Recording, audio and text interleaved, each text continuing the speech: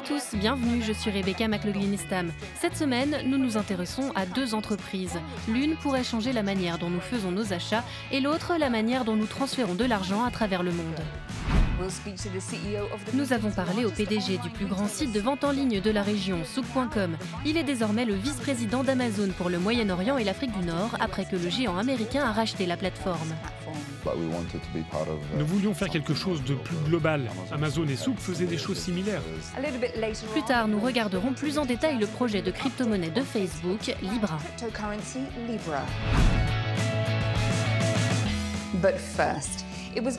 Mais d'abord, c'était en 2005 que le site de vente en ligne Souk, qui signifie marché en arabe, a effectué sa toute première livraison pour un client à Dubaï. Depuis, l'entreprise a parcouru un grand chemin. Lorsqu'il était petit, le Syrien Ronaldo Mouchawa rêvait de devenir basketteur professionnel. Mais il a finalement suivi les traces de son père, qui était marchand. C'est d'ailleurs lui qui a inspiré le nom de l'entreprise, Souk.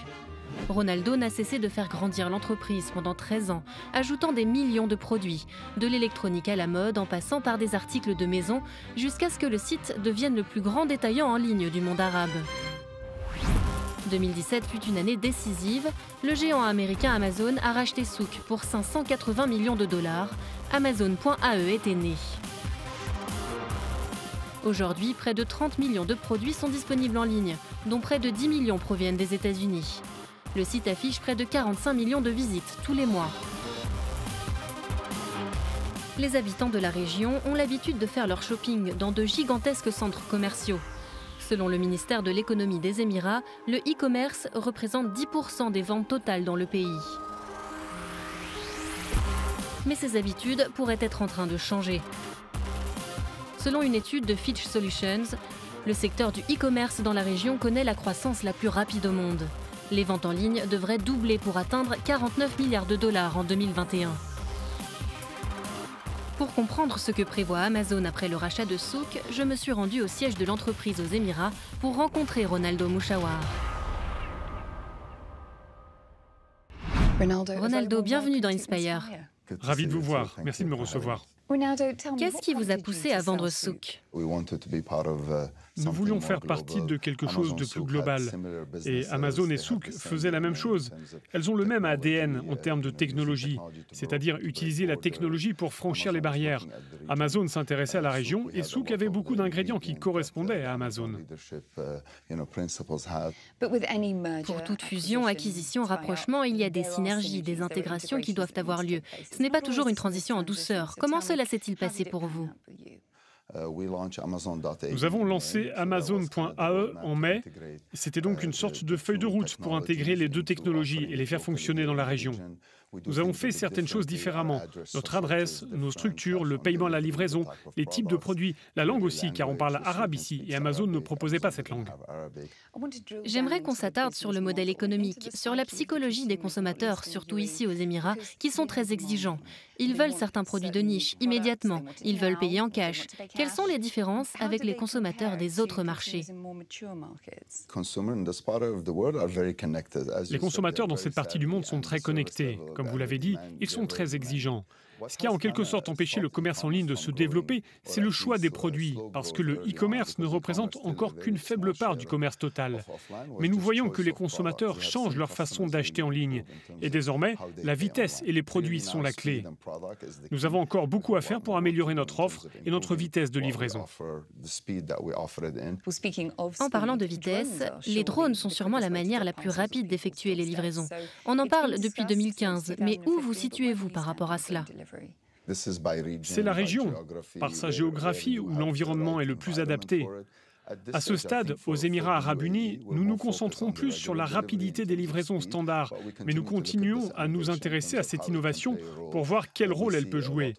Nous y voyons beaucoup d'avantages pour les régions isolées, par exemple, où le drone pourrait nous aider dans nos livraisons. Mais d'abord, nous nous concentrons sur les véhicules qui consomment peu d'énergie. Parlez-moi de l'origine de vos produits. La Corée, où vous vous rendez ce soir, a dépassé le Japon, la Chine et même l'Europe en termes de fournisseurs. Ils proviennent de l'Ouest, car de nombreux clients dans cette partie du monde aiment les marques occidentales. Beaucoup de clients apprécient également les produits de l'Est, notamment d'Inde.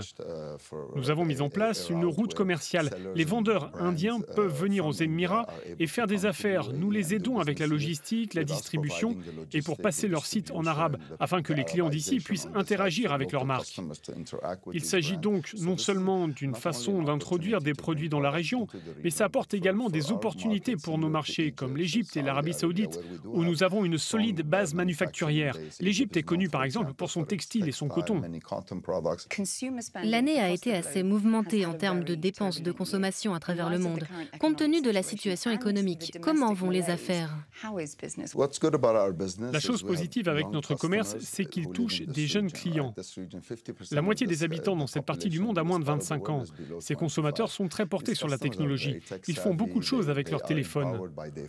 Beaucoup de clients arrivent d'ailleurs sur le site avec leur téléphone et notre application est de plus en plus utilisée. C'est là que la croissance se trouve. Évidemment, en période de restrictions économiques, les gens font plus attention à leurs dépenses, aux choix qui leur sont proposés. Parfois, ils ne souhaitent pas payer plus. Les jeunes consommateurs sont impatients. Ils nous poussent à nous améliorer. Je me souviens quand on a lancé Souq, la livraison prenait 5 à 7 jours, puis c'est passé de 3 à 5 jours, puis 1 ou 2 jours. Maintenant, ça arrive le lendemain. Mettons les affaires de côté et parlons de vous. L'une de vos grandes passions est le basketball. Et s'il y a un endroit que vous aimez autant que les salles de réunion, ce sont les terrains de basket. Y a-t-il des qualités transférables d'un secteur à l'autre, des règles, des engagements? Parfois, j'évoque le basket lors de mes réunions. Je crois à l'idée que nous sommes une équipe. Au basket, on joue l'attaque et la défense. C'est un des seuls sports où on doit avoir plusieurs casquettes. C'est un sport d'équipe. Donc, même si vous avez des stars, vous devez être sûr d'avoir un bon mélange pour l'équipe. Et on ne gagne pas tout le temps. D'ailleurs, vous ratez plus de coups que vous n'en gagnez dans la plupart des matchs. Donc je pense que c'est comme ça. On perd, on apprend, on oublie, on revient sur le terrain, on s'entraîne, on se prépare, on fait des plans. Ces choses-là ressortent dans les réunions. C'est peut-être comme ça que je dirige certaines équipes. Et je pense que c'est une bonne chose d'avoir des gens capables de faire plusieurs choses pour avancer. Ronaldo, merci beaucoup d'avoir répondu à mes questions. Merci à vous. Depuis que Facebook a annoncé son intention de créer une crypto-monnaie mondiale plus tôt cette année, l'idée s'est heurtée à plusieurs obstacles. Salim Essaïd nous en dit plus dans le contexte plus large des versements à l'étranger en provenance du Moyen-Orient. Devant les membres du Congrès américain en octobre, le PDG de Facebook, Mark Zuckerberg, a défendu son projet de crypto-monnaie Libra, prévu pour 2020. Un projet critiqué par les États-Unis, notamment pour des raisons réglementaires. La France et l'Allemagne se sont même engagés à le bloquer avant que des partenaires comme Visa, Mastercard et eBay le laissent également tomber. Mais pourquoi ? En juin, une association indépendante appelée Libra, composée d'associations comme Mercy Corps et de compagnies de VTC comme Lyft et Uber, a annoncé la création d'une crypto-monnaie mondiale sous la direction de Facebook. Première différence par rapport aux actifs numériques traditionnels, pas besoin de compte bancaire pour utiliser Libra. Cela permettrait aux utilisateurs, notamment dans les pays en développement, d'échanger de l'argent en ligne sans restriction.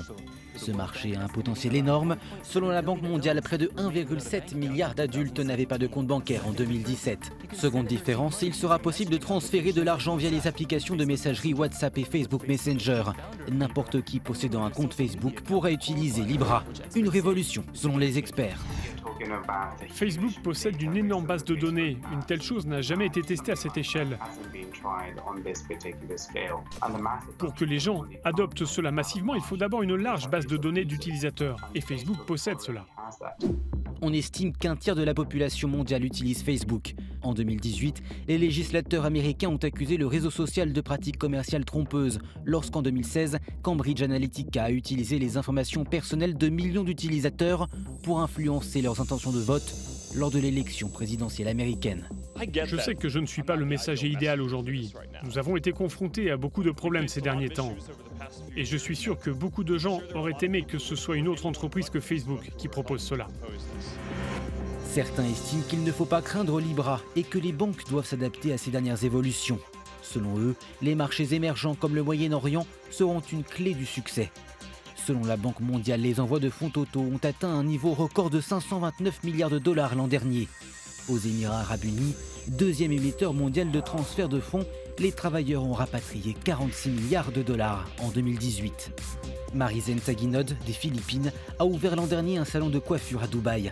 Elle transfère régulièrement de l'argent avec la trésorerie de son entreprise.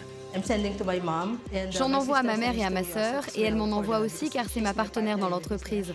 C'est comme ça qu'on fait, et c'est très important. Libra entend faciliter la gestion des affaires pour les personnes comme Marizen. Toutefois, pour ceux qui travaillent dans le secteur des transferts de fonds, comme Al Ghurair Exchange, c'est une autre histoire. L'entreprise traite environ 40 milliards de transactions par an, facturant jusqu'à 5 $ pour chacune d'elles. Tout cela pourrait changer avec Libra. Mon secteur va être durement touché, car cela pourrait nous remplacer complètement. Donc cela impactera évidemment de nombreux emplois. Dans cette partie du monde, 5% de la main-d'œuvre travaille dans l'industrie de la bourse et de la banque. Si Zuckerberg assure que son idée pourrait aider financièrement des millions de personnes, Libra pourrait également entraîner des licenciements dans le secteur du transfert de fonds. Le statut est compliqué, semble donc bien définir la relation actuelle entre Facebook et Libra. C'est tout pour cette semaine. N'oubliez pas, vous pouvez revoir tous nos épisodes sur euronews.com. Avant de nous quitter, voici les publications Instagram de la semaine. À bientôt.